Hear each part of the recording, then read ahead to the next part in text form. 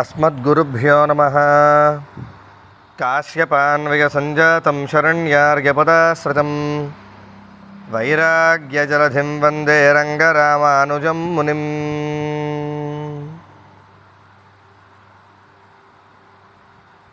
నిష్కామ్యమైనటువంటి భగవత్ సేవ చెయ్యాలి అనేటువంటి సంకల్పంతో మనం అందరం కూడా ఎంతో కొంత ప్రయత్నం చెయ్యాలి అని చెప్పాను.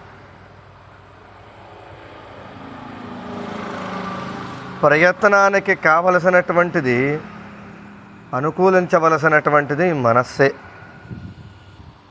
ఆ మనస్సు అనేటువంటిది లేకుండా ఏ పని చేసినా అది నిష్ఫలం.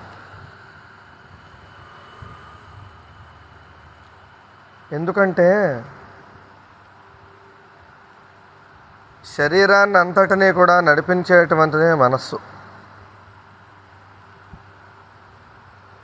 విష్ణు సహస్రనామ స్తోత్రంలో మనం ఒక శ్లోకం అనుసంధానం చేసుకుంటూ ఉంటాం అందరం కూడా. అనన్యాశ్చింతయంతో మాం ఏ జనాః పర్యుపాసతే తేషాం నిత్యాభియుక్తానాం యోగక్షేమం వహామ్యహం.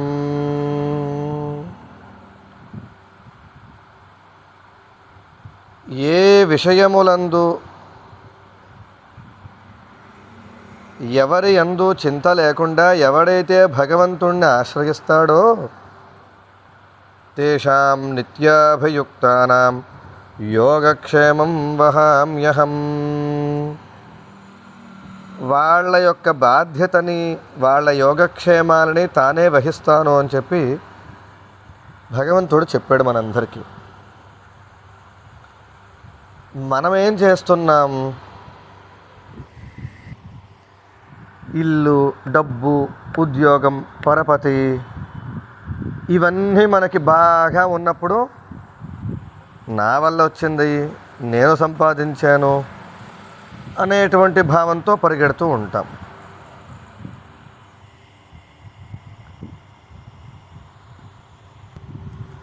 ఎప్పుడైనా ఇబ్బంది వచ్చిందనుకోండి, అప్పుడు మనం భగవంతుడి దగ్గరికి పరిగెడుతూ ఉంటాం.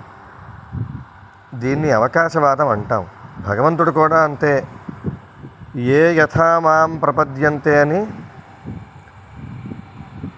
నువ్వు భగవంతుణ్ణి ఏ విధంగా చేరతావో భగవంతుడు కూడా నిన్న ఆ విధంగానే చూస్తాడు. అందువల్ల మనస్సు అనేటువంటిది చాలా ప్రధానం. త్రేతాయుగంలో విభీషణుడు ఎలా అయితే రామచంద్రమూర్తి శ్రీపాదాలను ఆశ్రయించాడో, ద్వాపర యుగంలో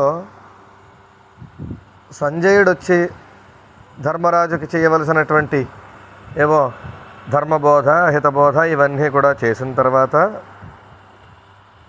శ్రీకృష్ణ పరమాత్మ దాని మీద తీర్పిచ్చి, నేను వెళ్ళాలయ్యా హస్తినాపురానికి,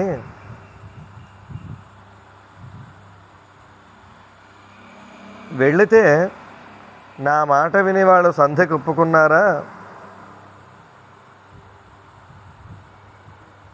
నాకు మేలు చేసినటువంటి వాళ్ళు అవుతారు, లేదా వారి వారి కర్మఫలానుసరించి జరగవలసినటువంటిది జరుగుతుంది అని చెప్తే, తండ్రి పరమాత్మ, పరంధామ నువ్వు వెళ్ళొద్దు తండ్రి, అక్కడ ఉన్నటువంటి మనుషులు, వాళ్ళ ఆలోచనలు, వాళ్ళ బుద్ధులు మంచివి కాదు తండ్రి అని చెప్పి ధర్మరాజు శ్రీకృష్ణ పరమాత్మని ప్రార్థిస్తాట. చూడండి భగవంతుడి మీద ఎంత మధురమైనటువంటి, ఆర్ద్రమైనటువంటి భావం ఉందో.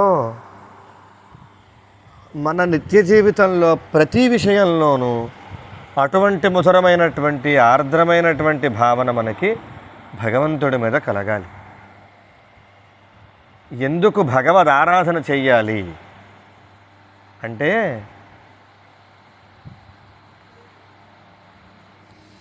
భగవంతుడు మనల్ని అందరినీ కూడా సృష్టించి పెంచి పోషించి మనల్ని అందరినీ కూడా సర్వదా రక్షిస్తున్నాడు కనుక భగవంతుడికి మనం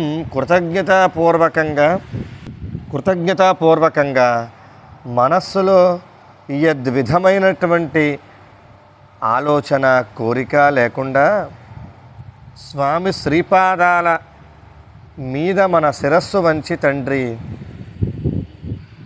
తండ్రి నువ్వే మమ్మల్ని రక్షించవలసినది, నువ్వే మమ్మల్ని కాపాడవలసినది అని చెప్పి